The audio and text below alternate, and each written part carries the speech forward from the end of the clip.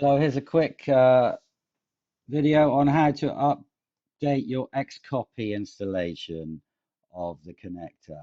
Now, you've probably got yours in a folder called C Redware, and there's the program. That's your existing one.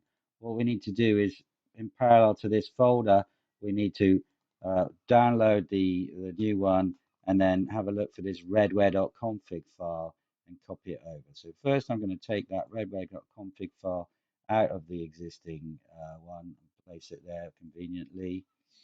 Now I'm going to download from my browser the link that you'll have been given.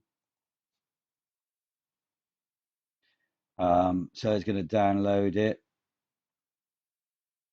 And what I usually do, show in folder, cut it, and then I go back to my C Redware, in my case C connector, paste it in there. Now I'm going to unzip it. You can use extract all, but if you've got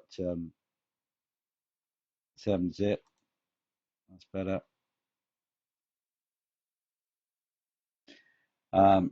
So I've extracted it there. Often I create a folder called trash just so that I can get rid of stuff I don't want. And then I just take my config file, drop it in there, and now I fire this up from here, and that's going to connect and get my config file up there. Here it comes. There it is. So I can see it's version 18.